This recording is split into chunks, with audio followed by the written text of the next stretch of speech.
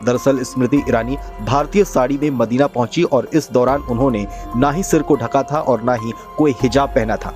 इसको लेकर मुस्लिम देशों ने कई सवाल खड़े करने शुरू कर दिए कि अपने मजहब को वक्त के साथ, वक्त की जरूरतों के साथ उसको खोलो, उसको एडजस्ट करो सर्कमस्टांसेस के साथ।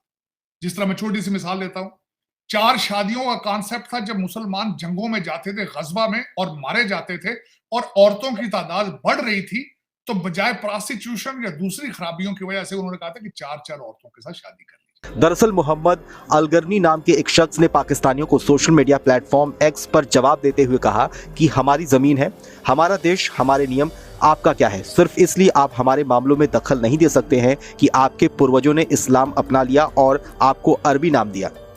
आर्टिफिशियल इंटेलिजेंस दा बाइकाट कर देता है तुझे, उसकी तरफ तवज्जो ही नहीं है, कोई पता ही नहीं है, इंग्लिश पढ़ने ही नहीं, कहते ये काफरों की जबान है।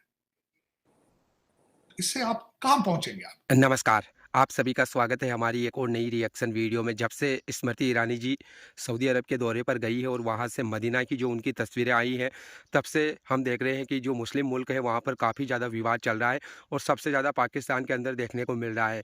तो अब क्या हो रहा है कि सऊदी अरब के जो सिटीजन हैं ना, उन्होंने जो जो भी ये प्रोपेगेंडा फैला रहे हैं पाकिस्तान की तरफ से, उनको जवाब देना शुरू कर दिया है। इसी पर ये वीडियो है, काफ़ी मज़ेदार है, पूरी ज़रूर देखना, लाइक करना, शेयर करना और चैनल पर नए हो तो सब्सक्राइब करके बेल आइकन को दबाना। तो चलिए वीडियो को शुरू करते हैं। केंद्रीय मंत्री स्मृति ईरानी का सऊदी दौरा पाकिस्तान समेत कई और मुस्लिम देशों में विवादों की वजह बन गया। दरअसल स्मृति ईरानी भारतीय साड़ी में मदीना पहुंची और इस दौरान उन्होंने ना ही सिर को ढका था और ना ही कोई हिजाब पहना था। इसको लेकर मुस्लिम देशों ने कई सवाल खड़े करने शुरू कर दिए। खासकर पाकिस्तानियों ने स्मृति ईरानी के मदीना से सामने आई तस्वीर की आलोचना शुरू कर दी। लेकिन इन विवादों के बीच सऊदी के लोगों ने ही पाकिस्तान और पाकिस्तानियों की ऐसी लताड़ लगाई कि पाकिस्तानियों का मुंह ही बंद कर दिया।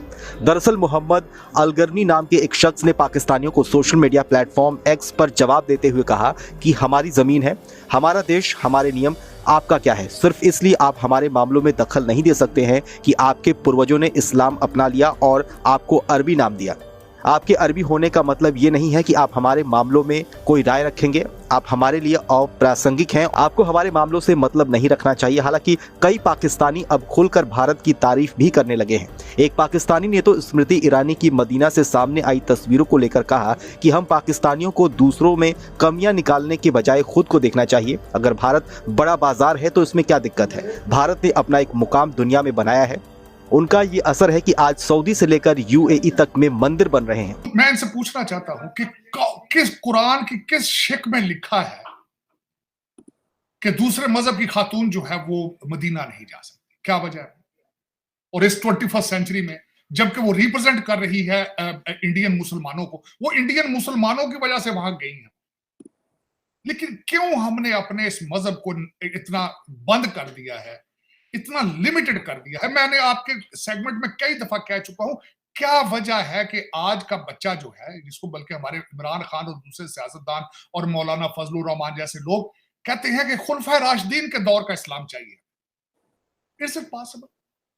हालांकि इस्लाम के अंदर कॉन्सेप्ट मैं बताना चाहूंगा कि मैंने इस्लाम को बड़ी डिटेल्स पढ़ने की कोशिश की है, मैं सारा तो नहीं पढ़ सका, लेकिन एक कॉन्सेप्ट दिया गया था इज्तिमा और इज्तिहाद का, कि अपने मजहब को वक्त के साथ, वक्त की जरूरतों के साथ उसको खोलो, उसको एडजस्ट करो सर्कमस्टांसेस के साथ।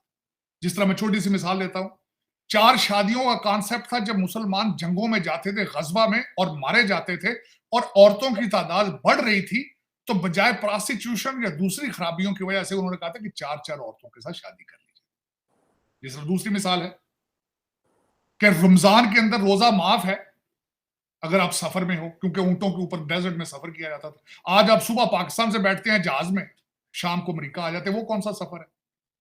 लेकिन आप क्या करते हैं? आपने इस्लाम को क्या किया है? पहले तो 11 महीने की कमाई रमजान में करते हैं, प्राइसें बढ़ा के, जखीरा अंदोजी करके। फिर उसके बाद आप ये क्या करते हैं कि आप सारा दिन दुकान बंद करके इंडियन फिल्में देखते हैं, रात को खोल के कहते हैं ये रमजान चल रहा है। लेकिन इधर आप देखें, इधर क्या प्रॉब्लम है जी? खातून चली गई है, स्मृति ईरानी चली गई हैं, वो इंडियन गवर्नमेंट को रिप्रेजेंट करती हैं, जहां के इस वक्त मेरे ख्याल में दूसरे नंबर पे भारत का नंबर आता है पॉपुलेशन का मुसलमानों की वजह से। और मैं बिलखसूस बल्कि मैं चाहूँ, मैं तो बल्कि अप्रिशिएट कर रहा हूँ कि वहां जाके वो हज की फैसिलिटीज को देख रही हैं बड़े करीब से, समझने की कोशिश कर रही हैं, बल्कि उनकी स्टेटमेंट आई है इस्लाम के बारे में, उनकी स्टेटमेंट आई है, she has gone close to the Haramain, और वो बल्कि जाके उन्होंने ओहद की पहाड़ी पे उन्होंने टूर लगाया और उन्होंने प्रेज किया इस्लाम को। उन्होंने कहा कि it's a very fascinated religion और I am very glad to be here. लेकिन देखिए, यही वजूहात हैं कि हम आगे जाने की बजाय पीछे जा रहे हैं, और हम चाहते हैं पीछे जाए, आगे ना जाए। मैं अफसोस है मुझे कि जो इन्होंने कहा, मैं यहाँ बल्कि जब मैं इसके बारे में पढ़ रहा था तो मैं आई वाज सरप्राइज, अभी तक 1,75,000 इंडियन हज पे जाएंगे, 1,75,000, बड़ी पॉपुलेशन। और देखा जाए तो इन्होंने मुख्तार अब्बास नकवी साहब ने जब रिजाइन दिया था, उसके बाद इन्होंने ये मिनिस्ट्री संभाली। और उसके बाद जो पहले सब्सिडी दी जाती थी हज के लिए 1954 में शुरू की गई, जो कि 2022 में बंद की गई। और मैं इस वक्त, मैं जब पढ़ रहा था तो इस वक्त भारत से जब हज पे जाते हैं 3,70,000 रुपए से 4 लाख रुपए का खर्चा आता है तकरीबन। और ये इतनी पॉपुलर, इतने लोगों का जाना, फिर उनके मिनिस्टर का वहां जाके देखना, मैं समझता हूँ this is a good management, this is part of the good governance. लेकिन उसको क्रिटिसाइज करना मेरे ख्याल में आप ज्यादती कर रहे हैं, या ये ज्यादती होगी। मैं इससे डिसएग्री करूंगा। मैं कहता हूं अंदर भी चली जाती मस्जिद के तो कोई हर्ज नहीं था। मैंने इसके बारे में पूछा है, कई उलमा से कई जगह पढ़ने की कोशिश की है, मस्जिदों के अंदर भी किसी गैर मुस्लिम का जाना मना नहीं। अब मैं उसकी मिसाल देना चाहता हूं। मैं अगले दिन खुद इस्तांबुल गया था। इस्तांबुल, उस मस्जिद के अंदर जो आपने चर्च से चेंज करके मस्जिद बनाई है, वहां सारे गोरे फेरे थे। आया सोफिया, उसके अंदर सारे गोरे फेरे थे। खुर्तबा में जो मस्जिदें आप छोड़ के आए, वहां सारा दिन टूरिस्ट गोरे होते हैं, अंदर तस्वीरें खींचते हैं जाके। लेकिन पता नहीं क्या बात है, आपने इस्लाम को इतना फ्रेजाइल बना दिया है कि हर जगह पे, एक तो सारा दिन आप वजू जोड़ के फिरते रहते हैं, वजू ना टूट जाए, काम सारे गलत कर रहे हैं, वजू ना टूट जाए कहते, ये ज्यादती है। आप इस्लाम को इतना बंद ना करें, उसको हवा लगने दें, उसको फलने फूलने दें। इन्हीं हरकत की वजह से आज आप 1.9 बिलियन मुसलमान दुनिया में जलीलो ख्वार हो रहे हैं, इसी आइडियोलॉजी की वजह से, जिसकी आपने अभी निशानदेही की है। ये गलत बात है, ये बहुत गलत बात है।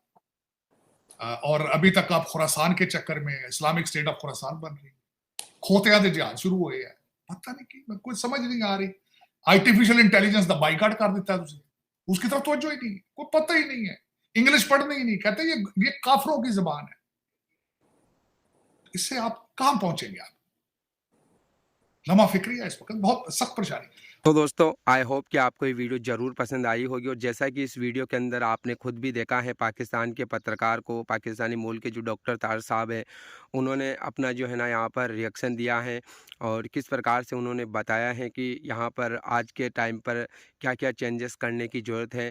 इसके अलावा आपने जो है ना ये भी देखा है कि किस प्रकार से जो सऊदी अरेबिया के जो सिटीजन है ना, वो अब पाकिस्तान की तरफ से जो प्रोपेगेंडा फैलाए जा रहे हैं सऊदी अरब के ऊपर, उसको लेकर ना वो अब ट्विटर के ऊपर जो है ना काफ़ी ज़्यादा जवाब देना उन्होंने शुरू कर दिया है। तो बाकी आपने पूरी वीडियो देखी है, आपको कैसा लगा कमेंट करके ज़रूर बताना। हम मिलेंगे अगली नई वीडियो में, तब तक के लिए आप सभी का बहुत बहुत धन्यवाद।